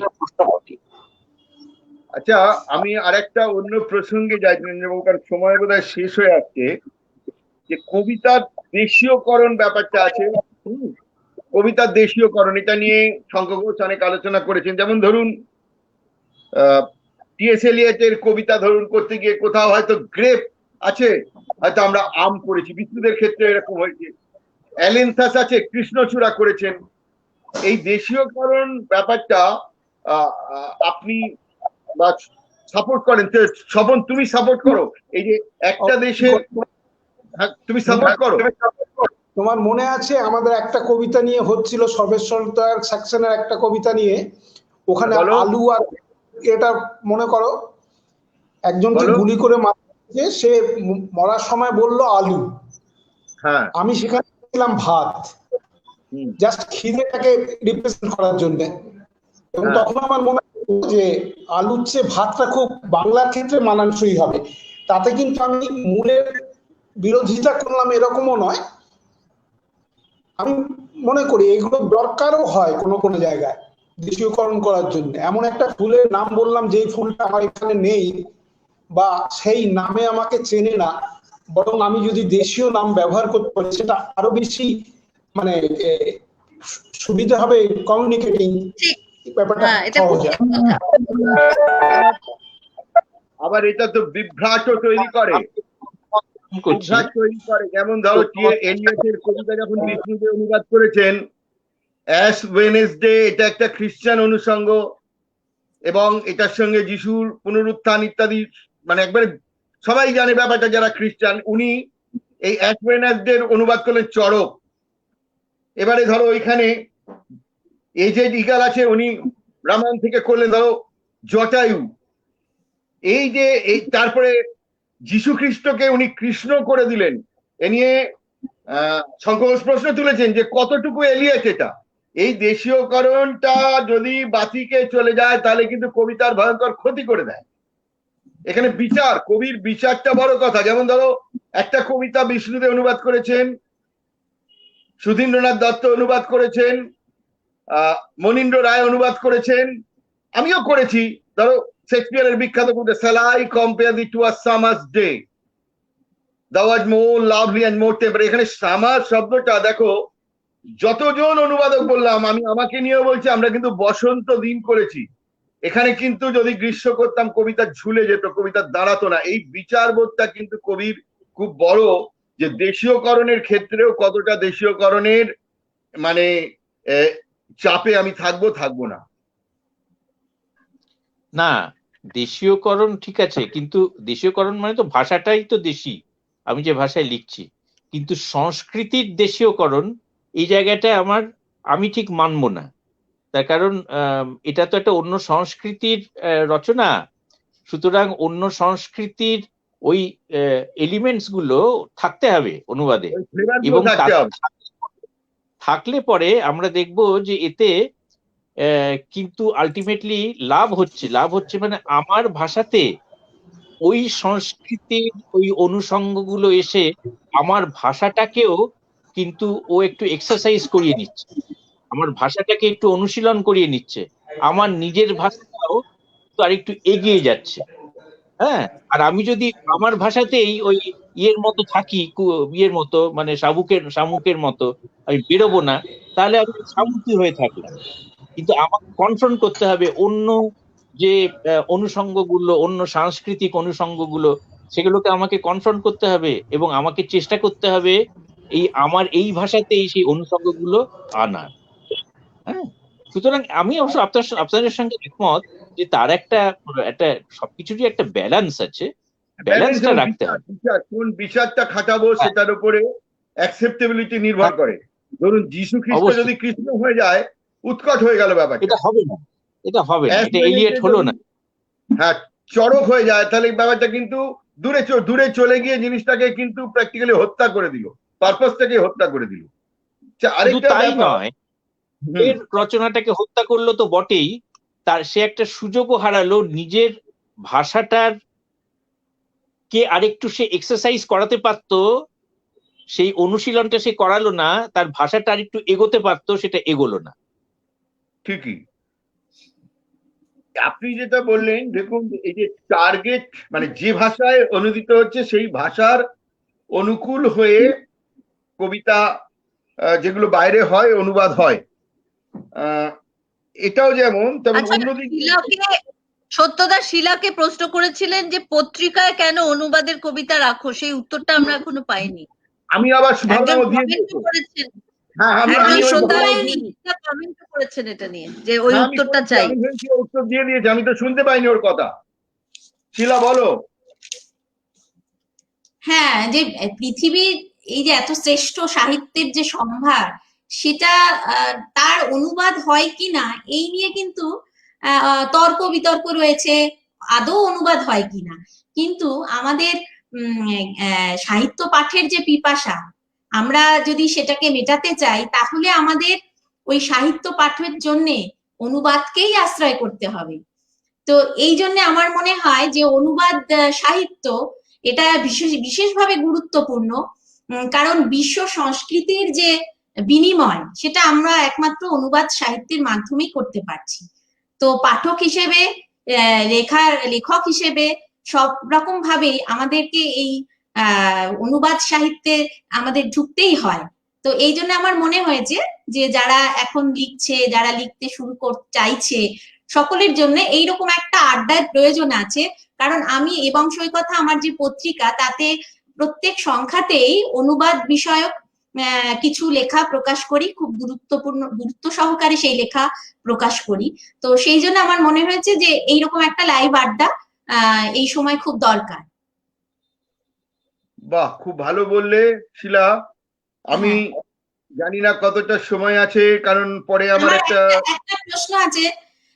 এই যে স্বকৃত অনুবাদ, স্বকৃত অনুবাদ, আমরা যে স্বাধীনতাটা নিচ্ছি সেটা স্বাধীনতার তফাৎটা কোথায়? একজন নিজের কবিতা অনুবাদ করছেন, আরেকজন কবির কবিতা অনুবাদ করছেন, এখানে স্বাধীনতার তফাৎটা কি? মানে এটা একটা উদাহরণ দিয়ে যদি আমি বলি, যেমন ওই বিখ্যাত লাইনটাই বলছি, যে বলেছে সে এতদিন কোথায় ছিলেন, পাখির নীড়ের মতো চোখ তুলে নাটোরের Banalata Sen, I have also seen her, Banalata Sen of Natore. এইটা জীবনানন্দ লিখছেন। আর পল্লব সেনগুপ্ত তার অনুবাদে লিখছেন, she lifting her nestling eyes asked me, where hast thou been so long, monsieur? she that Banalata of Natore. তো এই পাখির নীড়ের মতো চোখ, এই উপমাটাই কবি নিজেই আর রাখলেন না। তো এই স্বাধীনতার তফাৎটা কতটা সেটা আমি জানতে চাইছি। যশোধরা দি আছেন? ত্রিনাঞ্জন দা বলবেন, যশোধরা দি বলবেন স্বাধীনতা নেয়ার ব্যাপারটা। হ্যাঁ, ত্রিনাঞ্জনই বলো। না, এটা তো যে যে যে নিজের কবিতা নিজে অনুবাদ করেছে সে ভালো বলতে পারবে, সে ভালো এটা বলতে পারবে। আমি তো ঠিক নিজের কবিতা নিজে অনুবাদ করিনি, মানে সেখানে কতটা স্বাধীনতা নেব, আমার তো কমন সেন্স থেকে মনে হচ্ছে নিজের কবিতা যখন আমি অন্য ভাষায় অনুবাদ করছি, আমি তো চাইবো সেই কবিতাটা কেন করছি, তার কারণ হচ্ছে লোকে যাতে সেই ভাষায়, লোকে যাতে আমার কবিতাটা পড়ে। সুতরাং সেই ভাষায় আমার কবিতাটা যতটা সুন্দর লাগে বা যতটা অ্যাপিল করে, যতটা আকর্ষণীয় হয়ে উঠতে পারে, আমি সেই চেষ্টাই করব। আমি মূলানুঘর থেকে সেই চেষ্টাটাই আমার মধ্যে বেশি থাকবে। আমি যদি হতাম, সেটা রবীন্দ্রনাথ করেছিলেন, কিন্তু সেজন্যই কিন্তু সমালোচিত হন তিনি। রবীন্দ্রনাথ তো গীতাঞ্জলিতে বা অন্যান্য যেগুলো কবিতা, নতুন রকমের কবিতা আমরা সেখানে পেয়েছি, অন্য একটা জিনিস বানিয়েছিলেন নিজের কবিতার সঙ্গে। সত্যপ্রিয় দা, একজন অনুবাদকের আসল কাজটা কি, এটা আপনার কাছে আমার জানতে ইচ্ছে করছে। অনুবাদকের আসল কাজ হচ্ছে অনুবাদ কবিতা পড়ে তার ভেতরে যে বিক্রিয়া হয়েছে, যে একটা আবেশ তৈরি হয়েছে, এই আবেশের আওতায় থেকে ওই কবিতাটাকে বিশ্বস্তভাবে তার পক্ষে যতটা সম্ভব পৌঁছে দেওয়া। এবং এই প্রক্রিয়াটা কিন্তু পরাধীন, মানে যশোধরাদের ক্ষেত্রে দেখেছি অনেক, সবসময় নয়, ত্রিনাঞ্জন বাবুর ক্ষেত্রেও দেখেছি, স্বপনের ক্ষেত্রেও দেখেছি, ওদের অনুবাদটা অনেক ক্ষেত্রে ইন্টেলেকচুয়াল কাজ, মেধাগত একটা ব্যাপার। আমার ক্ষেত্রে অনুবাদটা খালি মেধাগত একটা ব্যাপার নয়, আমাকে মাঝে মাঝে ভূতে পায়। মানে আমি যখন জাতি নিয়ে অনুবাদ, বুদ্ধদেব বসু একবার বলেছিলেন যে তিনি যখন হোল্ডারলিন অনুবাদ করছেন তখন টেবিলে হোল্ডারলিন নাকি ওর জন্য বসে থাকতো, উনি কর্মক্ষেত্রে যাওয়ার পরেও হোল্ডারলিন তার জন্য অপেক্ষা করছে। আমি যখন অনুবাদ করি আমার ক্ষেত্রে এই ধরনের কবি আমার ঘাড়ে চাপেন। শেক্সপিয়ার যখন অনুবাদ করেছি যেন মনে হয়েছে শেক্সপিয়ার আমার পাশে বসে আছেন। এবং এই ধরনের যখন অনুবাদ আমি করি, আমি দেখেছি আমার সেই অনুবাদগুলো অনেক বেশি গ্রহণযোগ্যতা পায়। এটা আমার মতো করে। আবার যখন কোনো অনুবাদ আমাদের করতে হয় মেধা খরচা করে, আমার যেন মনে হয় এটা যে যার নিজের অভিজ্ঞতা অনুসারে বলবে। যেমন স্বপন ইদানিং খুবনাথ পান্ডের কবিতা খুব অনুবাদ করছে, স্বপন কেদারনাথ সিং এর কবিতা অনুবাদ করেছে। আমি দেখেছি যে কেদারনাথ সিংকে স্বপন, প্র্যাকটিক্যাল স্বপন বলেছিল, আমার নিজেকে আমাকে আবেগ তাড়িত হয়েছিলাম, যে বলেছে আমার ছেলেবেলা আমি বাবাকে হারিয়েছি, আমার কেদারনাথ সিংই আমার বাবার মতো। এই যে এই অনুভূতি নিয়ে অনুবাদ যেমন করছে, আবার হুবনাথ পান্ডেকে যখন অনুবাদ করছে সেটা হচ্ছে ও ইন্টেলেক্ট দিয়ে যে অনুবাদগুলো করছে। আবার হুবনাথ পান্ডে ওর ভেতরে খানিকটা আমার মনে হয় বসে রয়েছে। সেক্ষেত্রে আমার ধারণা যখন অন্য অনুবাদক যখন অনুবাদ করতে বসেন, যিনি যদি কবি হন, তিনি যে প্রক্রিয়ার মধ্যে দিয়ে যখন রয়েছেন তার ভেতরে ওই কবি ভর করেন এবং তার ভাষায়, অর্থাৎ কবি যে ভাষার নয়, কবি একটা ভাষায় ভর করছেন, সেই ভর থেকে আরেকটা ভাষায়, যে ভাষায় তিনি অনুবাদ করবেন সেটা বেরিয়ে আসে। এবং এই বার করে দেওয়া এটাই কাজ। দেশ বিদেশের সাহিত্য আমরা তো পড়তে, আমরা কটা ভাষা জানি, সারা বিশ্বে কত ভাষা আছে, বাইবেল পৃথিবীর সবচেয়ে বেশি পঠিত বই, বাইবেলের অরিজিনাল ভাষা আদৌ ইংরেজি নয়। ইংরেজি বাইবেল পৃথিবীতে সবচেয়ে বেশি জনপ্রিয়, সবচেয়ে বেশি পঠিত বাইবেল কিন্তু হিব্রু ভাষায় লেখা, টু সাম এক্সটেন্ট আরামীয় ভাষায় লেখা, এবং ওল্ড টেস্টামেন্ট অরিজিনাল গ্রিক ভাষায় লেখা। কিন্তু বাইবেলের কথা বলছি গদ্য। হ্যাঁ, এছাড়াও পৃথিবীর যে কোনো ভাষা তো আমরা জানতে পারি না, কিন্তু এই অনুবাদের মাধ্যমেই কিন্তু পাবলো নেরুদা জেনেছি, অনুবাদের মাধ্যমে আমরা মায়াকার্সকে জেনেছি, অনুবাদের মাধ্যমে আমরা কিন্তু সালভাদর কোয়াসিমোদোকে জেনেছি। অনুবাদ ছাড়া কোনো উপায় আমাদের কবিতার ক্ষেত্রে কেন কোনো ক্ষেত্রেই নেই। এবং আমার একটা প্রশ্ন করে আমি আমার মাইক্রোফোন ছাড়ছি তোমাদের কাছে, যে তৃণাঞ্জন বাবু এখানে আছেন, তিনি অসাধারণ দুটো উপন্যাস অনুবাদ করেছেন, ঘুমপাড়ানি গান, লেইলা সুলিমানের লেখা, এবং আন্দ্রেজিতে পাস্ট্রোল অফ সিম্পল। এবং যশোধরার ক্ষেত্রেও যশোধরা কিন্তু গদ্য অনুবাদ করেছে, লিওনার্দো দা ভিঞ্চি, সার্জ ব্রেমলির লেখা, এছাড়াও অনুবাদ আছে। আমার প্রশ্ন যে অনুবাদ তো দরকার, আমি বললাম অনুবাদকের ভূমিকা, আমি বললাম চ্যালেঞ্জ, অর্থাৎ গদ্য অনুবাদের চ্যালেঞ্জ আর গদ্য অনুবাদের চ্যালেঞ্জের মধ্যে তফাৎ কতটা, কেমন, কি অনুভূতি হয়, আমি স্বপনের কথা জানতে চাইছি। স্বপন যদিও মূলত কবিতাই অনুবাদ করে হিন্দি থেকে, তাও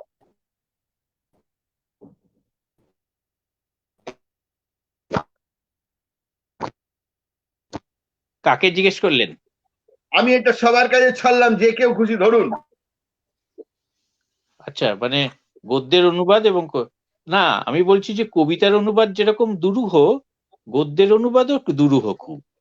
তার কারণ গদ্যের মধ্যে তো শব্দগুলো থাকে, শব্দ এবং অন্বয় থাকে। অন্বয় শব্দ যদিও কাছাকাছি শব্দ পাওয়া যায় আরেকটা ভাষায়, অন্বয়ের ক্ষেত্রে দেখা যায় যে অনেক দূরত্ব হয়ে যায়। কিছু কিছু ভাষায় অন্যয় এরকম সমস্ত অন্যায় বলতে কি বলছেন একটু বোঝান। অন্যায় বলতে কি অন্যায় মানে ধরুন ক্রিয়ার কাল, ব্যাকরণিক দিক যেটা, মানে ক্রিয়ার কাল কেমন, অতীত, ভবিষ্যৎ, বর্তমান, আমাদের এখানে যেরকম তার কিছু বিভাজন আছে, কেমন তার একটা স্ট্রাকচার আছে, তেমনি আবার অন্য ভাষায় যেরকম ফরাসিতে সেটা আলাদা। ফরাসিতে এমন কিছু কিছু স্ট্রাকচার আছে, যে কাল আছে, যে যাকে বাংলায় কেন কোনো ভাষাতেই ধরা যাবে না। হ্যাঁ হ্যাঁ, পাসে স্যাম্পলে বলে একটা ইয়ে আছে, আপনারা জানেন নিশ্চয়ই। সেই পাসে স্যাম্পলের কিন্তু অস্তিত্ব অন্য কোনো ভাষায় নেই, মানে ইংরেজি বা বাংলাতে নেই। সুতরাং আমি এটাকেই অন্যায় বলছি, মানে স্ট্রাকচার অফ দ্য সেন্টেন্সের যে স্ট্রাকচার, সেই স্ট্রাকচার এক একটা ভাষায় তো এক এক রকম হয়। ফরাসি ভাষাতে বা ইংরেজি ভাষাতে শব্দ কি বলে আপনার কর্তা, ক্রিয়া, কর্ম, এইভাবে থাকে তো সাজানো, কর্তা, ক্রিয়া এবং কি বলে ওটাকে, মানে কমপ্লিমেন্ট আর কি। হ্যাঁ, কিন্তু ফরাসি ভাষাতে কি হয়, এই বাংলা ভাষাতে কি, বাংলা ভাষাতে ওই কমপ্লিমেন্টটা ভার্ব আর সাবজেক্টের মাঝখানে চলে আসে। হ্যাঁ, যেমন আমি বাড়ি গেছি, কিন্তু বা ইংরেজিতে বলবো আই ওয়েন্ট হোম, আমি হোমটা পরে বলছি। হ্যাঁ, সুতরাং স্ট্রাকচারালি আলাদা হয়। আর কি হয় আলাদা, আর হচ্ছে তার একটা সাংস্কৃতিক দিক আছে, সাংস্কৃতিক যে ব্যাপার স্যাপার গুলো, সেই ব্যাপার স্যাপার গুলো অনেকটাই তো আলাদা হয়। সুতরাং সেইগুলোকে আমার ভাষায় নিয়ে আসা অনেক সময় খুব কঠিন হয়ে যায়, কখনো কখনো অসম্ভব হয়। এমন এমন সমস্ত টেক্সট আছে যে সেগুলোকে প্রায় আনা সম্ভবই না। হ্যাঁ, এরকম অনেক আছে এরকম টেক্সট। এই আর কি, মানে আমি বলছি যে গদ্যের অনুবাদও একই রকম কঠিন, গদ্যের মতো, কবিতার মতো। যশোধরা কিছু বলবে এই ব্যাপারে? স্বপন বলবে কিছু? ওই যে উনি বলছেন, বলুন। এই ব্যাপারে কবিতার অনুবাদ এবং গদ্যের অনুবাদের চ্যালেঞ্জ কিরকম আলাদা? আমার গলা শোনা যাচ্ছে? হ্যাঁ হ্যাঁ, শোনা যাচ্ছে। বলছি যে হ্যাঁ, অনুবাদ মানে গদ্যের অনুবাদও খুব কঠিন। বিদেশি ভাষা থেকে, ফরাসি থেকে গদ্যের অনুবাদ করতে গিয়েও প্রচুর স্ট্রাগল করতে হয়। আর আমার যেটা একটা আগেও বলেছি, এটা যে আসলে যেটা সবসময় মনে হয় সেটা হলো যে আমি নিজের ভাষাটাই ভালো করে জানি না মনে হয়, মানে উদ্দিষ্ট ভাষায় সঠিক শব্দটি বেছে নেওয়া সেই পরিশ্রমটাই অনেক বেশি। মূল ভাষাটা পড়ে বোঝার থেকেও উদ্দিষ্ট ভাষায় সঠিক শব্দ বাছার সময় বোঝা যায় যে আমার ভোকাবুলারি যথেষ্ট নয় বা নিজেকে অনেক অক্ষম মনে হয়, কারণ বাংলা ভাষাটাই মনে হয় ভালো করে জানি না। এটা কেন হয় সেটা ভাষাবিদরা বলতে পারবেন, কিন্তু আমার এটাই মনে হয়, মানে আমার ফরাসিকে বেশি কঠিন লাগে না, তখন বাংলাকে বেশি কঠিন লাগে যখন শব্দ অনুবাদ বা হয়। কবিতা স্বপন, যদি তুমি এটা না বলতে চাও একবারে তোমার আসলে ওই আমার নিজের ভাষা একটা কথা আছে, আমি এই কথাটা শেষ হয়নি, একটা কথা আছে যে আমাদের যে ভোকাবুলারি আমরা তো অত্যন্ত ছোট একটা অংশ ব্যবহার করি। আমরা আসলে আমাদের দৈনন্দিন কাজে আমাদের ভোকাবুলারির একটা অত্যন্ত ছোট মানে স্যাম্পল নিয়েই সারাদিন কথা বলি। সেই কয়েকটা কথা, মানে 500টা শব্দ হয়তো আমরা বলি, আর আমার ভোকাবুলারিতে আছে কয়েক হাজার শব্দ। অনুবাদ করতে গেলে ওই মাথার মধ্যে ওই সমস্ত না ব্যবহার করা বাংলা ভাষার শব্দগুলোকে নিয়ে কাজ করতে হয়, মানে ব্রেনটা পুরো উলট করতে হয়, এবং তার সঙ্গে নিশ্চয়ই অভিধান ইত্যাদিও ইউজ হয়, কিন্তু আমার মনে হয় বাংলা ভাষার অভিধানটা বেশি দরকার হয় আর কি অনুবাদ করতে গেলে। এটা আমার একটা বলার ছিল, বললাম। স্বপন, এই ব্যাপারে যদি তুমি বলতে চাও বলতে পারো, কিন্তু একটা প্রশ্ন আছে, এটা তোমার জন্যই খালি, আর কারোর জন্য নয়। আমি সেটা করব না, তুমি এ ব্যাপারে কিছু বলতে চাও? প্রশ্ন করো, আমি এগুলো শুনছি, এগুলো চমৎকার। মানে দেখো স্বপন, আমি লক্ষ্য করে দেখে মানে একটা জিনিস দেখেছি, যেটা তুমি কেদারনাথ সিং এর কবিতা, তোমার তো প্রিয় 25 বেরিয়েছে শব্দহরিণ থেকে, চিরঞ্জন বাবুর র্যাবো, চিরঞ্জন বাবুর সম্পাদনায় আমাদের শব্দহরিণ থেকে প্রিয় শব্দ বেরিয়েছে। আচ্ছা, সর্বেশ্বর দাল সাক্সেনার কবিতা শব্দহরিণে তুমি অনুবাদ জীবনী সহ ছাপা হয়েছে, ভুল বলছি না হয়তো। ভুবনাথ পান্ডের কবিতা অনুবাদ করছো, নাগার্জুন করেছো, মঙ্গলেশ দাবরাল করেছো, ওম প্রকাশ বাল্মীকি করেছো, গোরখ পান্ডে করেছো, এবং দীনেশ কুশওয়া, আমি জানি না উচ্চারণ ঠিক করলাম। আমি তোমাকে বলছি, আমি জানি না তুমি এটাকে অত বুঝে কাজটা করেছো কিনা, কিন্তু আমি তোমাদের সঙ্গে অনেকবার একসময় মিটিং করতেই চলে যেতাম কানপুরে, যখন খেয়া বেরোতো।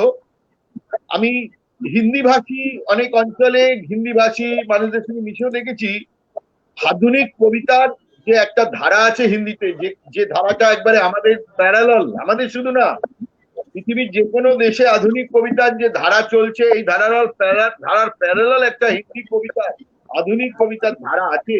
এটা কেন জানি না অনেক ক্ষেত্রে হিন্দি ভাষী মানুষদের ব্যাপারে খুব জ্ঞান, মানে তাদের সচেতনতা নেই দেখি।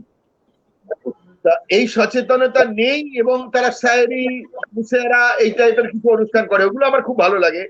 তুমি যে এই অনুবাদগুলো করছো, এটি আধুনিক হিন্দি স্রোতের সঙ্গে একটা পরিচয় করিয়ে দিচ্ছ পাঠকদের, এবং আমাদের এই সচেতনতা থেকে তুমি যেন কাজটা করছো। এটা কি তুমি সচেতনতা নিয়ে করছো, না কেন তুমি এই অনুবাদগুলো কেন করছো, খালি হিন্দি থেকে করছো? আমার এটা প্রশ্ন। দেখো, প্রথমত হিন্দির কবিতার এই যে ধারাটি, আধুনিক কবিতা, এই যাদের নাম বললে, কেদারনাথ সিং, সর্বেশ্বর দয়াল সাক্সেনা, নাগার্জুন, রঘুবীর সওয়াই ইত্যাদি ইত্যাদি, এরা ভয়ঙ্কর ভাবে কম পঠিত হিন্দি কবিতায়। হিন্দি কবিতা জনপ্রিয়তার নিরিখে যদি দেখা যায়, তাহলে দেখা যাবে হিন্দি কবিতা হাস্য কবিতা বলে একটা ধারা আছে, এবং বিশ্বাস করতে হবে হাস্য কবিতা আয়োজন করতে গেলে সেই কবিদের রীতিমতো টাকা দিয়ে আমন্ত্রণ করতে হবে, বেশ মোটা অঙ্কের টাকা দিয়ে আমন্ত্রণ জানাতে হয়। কাকা হাতরসি, প্রদীপ চৌবে, হ্যাঁ, আরো শৈল চতুর্বেদী, এরা সব বিখ্যাত হাস্যকবি। কিছুই না, এই অনুষ্ঠান মানে এই হাস্য কবিতা হয়তো তোমরাও শুনেছো অনেকগুলো এতে, মানে নির্ভেজাল চুটকি যেগুলো বলে আমরা বাংলায় গিয়ে, সেগুলো একটু কবিতার ঢঙে বলে হাসানো, লোক হাসানো, এটা একটা ধারা, এবং হিন্দিতে ভয়ঙ্কর জনপ্রিয় এই ধারা। আর শায়েরি যেটা এসেছে সেটা মূলত উর্দু থেকে এসছে, এবং হিন্দি তো যথেষ্ট জনপ্রিয়। সবচেয়ে বেশি বোধহয় কম জনপ্রিয়তা এই তথাকথিত আধুনিক কবিতাগুলো, যেগুলো আমরা বাংলা কবিতার সাথে অনেকটাই আত্মীয়তা বোধ করি। বাংলা কবিতা, বাংলা আধুনিক কবিতার সাথে হিন্দি আধুনিক কবিতা। এবং তাতে করে আমি দেখেছি যে বাঙালি পাঠকের হিন্দি কবিতা সম্পর্কে মোটের উপর ধারণা খুব স্বচ্ছ নয়। মানে হিন্দিতে কিরকম কবিতা লেখা হয় এই ধারণাটাও অনেক যারা কবিতা লিখছে তারা জানেন না অনেকেই।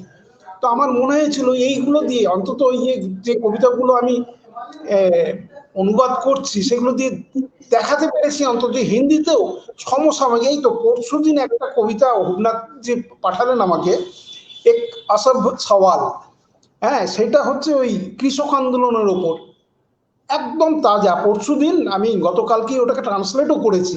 কি চমৎকার, এত সমসাময়িক, হুবনাথ পান্ডের কবিতার বিষয়গুলো এত সমসাময়িক এবং চমৎকার জোরালো।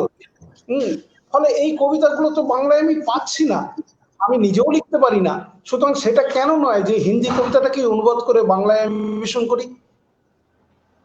তো এই তাগিদ থেকেই আমার প্রথমত ভালো লাগা, নিজের ভালো লাগে যে কবিতাগুলো, সেই কবিতাগুলোই তো আমি ট্রান্সলেট করি।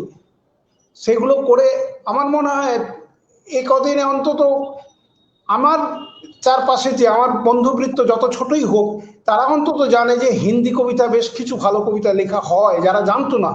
এরকম আমার অনেক বন্ধু তৈরি হয়েছে যারা হিন্দি কবিতার খোঁজ নেয়। তো আমার উদ্দেশ্য যদি বলো তাহলে এটা প্রথম ভালো লাগা, তারপর তো উদ্দেশ্য ভালো লাগাটাই মুখ্যত, যে এই কবিতাগুলো আমাকে টানে বলি আমার মনে হলো বাহ, এটা তো তাহলে বাংলায় করা যেতে পারে। বাংলা করলাম, করে দেখলাম যে সত্যিই ভালো রেসপন্স পাওয়া যায়। সবাই তো বলে যে চমৎকার, হুবনাথ পান্ডে কি চমৎকার লেখেন, হ্যাঁ, সদ্য মারা গেলেন মঙ্গলেশ ডবরাল, অসাধারণ কবিতা, অসাধারণ কবিতা, সেগুলো পড়লে আমরা ভাবতে পারি না। অথচ আমার হিন্দি ভাষী বন্ধুদের যখন এই কবিদের নাম বলি, দুর্ভাগ্যবশত তারাও মানে মনে করতে পারে না যে এরকম কোনো কবির নাম শুনেছেন। এটা কিছু করার নেই। এবং আমি যেখানে ছিলাম দীর্ঘ 20 বছর কানপুরে, সে এক শিল্পনগরী, আমার চারপাশের বন্ধু বান্ধব তারা কবিতার ধার ধারেন না। আশেপাশের লোকজনকেও দেখেছি এই কবিতার ধারা থেকে মানে সহস্র যোজন দূরে তাদের বাস, বরং তারা হাস্য কবিদের নাম শুনেছে, হাস্য কবিতা শুনেছে, মানে রীতিমতো মুখস্থ বলে দিতে পারে এরকম। আমরা এই অনুষ্ঠানটির একদম শেষ পর্যায়ে চলে এসেছি। আমি যশোধরাদিকে বলবো একটা অনুবাদ কবিতা পাঠ করে যদি আমরা এই অনুষ্ঠানটা শেষ করি। বেশ বেশ বেশ।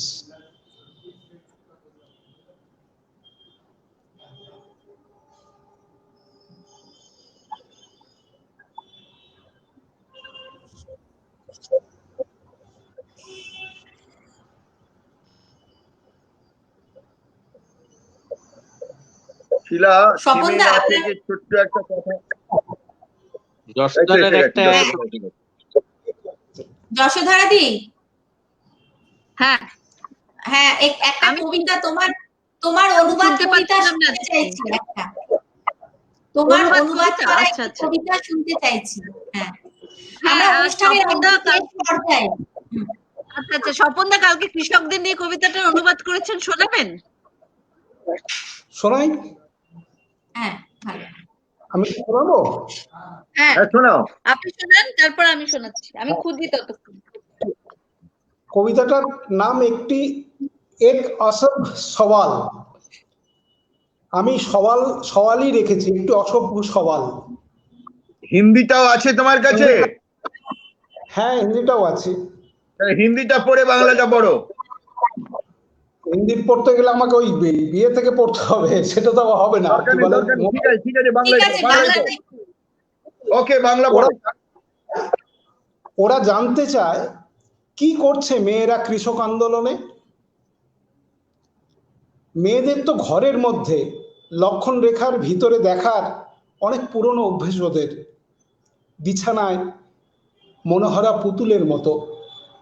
তারাই বরং বহু পরিশ্রমে জুতোর পাশে মেয়েদেরও একটা জায়গা বানিয়ে দিয়েছে। ভিজে কাঠের মতো রান্নাঘরের ধোঁয়ায় ডুবে থাকা মেয়ে মানুষ, মাথায় কাঁখে জলের কলস বয়ে বেড়ানো মেয়ে মানুষ, খানদানের জল বাঁচাতে, ঘুঁটে দিতে, কাঠ কুড়োতে, আটার পাহাড় মারতে, স্নানের ঘাটে, মরার ঘাটে, দুনিয়ার সমস্ত কাপড় আছড়াতে আছড়াতে, পৌরুষের তর্জনীর নিচে ছটপট করতে করতে, নতজানু হয়ে পুড়ে খাক হতে হতে, মরতে মরতে বাঁচা কিংবা জীবনমৃত বেঁচে থাকা, ক্ষমতার চৌকাঠে নাক ঘষে মাথা খুঁড়ে পা টেনে টেনে চলা মেয়ে মানুষ দেখা দেখতে থাকারই বহু পুরনো অভ্যেস ওদের। লড়াই করা মেয়ে মানুষ, প্রতিবাদ করা মেয়ে মানুষ, অধিকার চাওয়া মেয়ে মানুষ, প্রতিকার চাওয়া মেয়ে মানুষ, উঁচু স্বরে চিৎকার করা মেয়ে মানুষ, নেচে ওঠা মেয়ে মানুষ, স্লোগান তোলা মেয়ে মানুষ, পুরুষের কাঁধে কাঁধ মিলিয়েই নয় সমগ্র ব্যবস্থাতেই কাঁধ দেওয়া মেয়ে মানুষ কোনো সভ্য সমাজের জন্য একেবারেই ঠিক নয়। তাদের বানানো ক্ষমতার বাইরে বেরোতেই মেয়ে মানুষরা আসলে মানুষ হয়ে ওঠে, আর মেয়ে মানুষদের মানুষ হয়ে ওঠা চরম অসভ্যতারই লক্ষণ। এজন্যেই ওরা জানতে চায় নিতান্ত নিষ্পাপ অথচ অসভ্য সওয়াল, কি করছে মেয়েরা কৃষক আন্দোলনে? ওরা ভুলে যায় এ পৃথিবীতে ফসল ফলানোর কাজ শুরু করেছিল মেয়েরাই। ভুলে গেছে এও বোধ হয় ধরিত্রীকে মা বলা হয়, আর সব মা প্রথমত একজন মেয়ে মানুষই, মাই লর্ড। সুন্দর হয়েছে, সুন্দর হয়েছে, অপূর্ব, খুব সুন্দর, অপূর্ব হয়েছে। কত কারেন্ট কারেন্ট বিষয় নিয়ে লেখা, দারুণ, খুব ভালো হয়েছে, ভীষণ ভালো। যশোধরা দি, তুমি আমার নিজের কানেকশনটা চলে গেল, বেরিয়ে গেলাম আমি কেন জানি। ঠিক আছে, ঠিক তো আছে, আমি এখান থেকে জাস্ট লাস্ট এই কবিতাটা পড়ে দিচ্ছি। এই কবিতাটার লেখক হচ্ছেন ক্লোদ বুরিন সম্ভবত।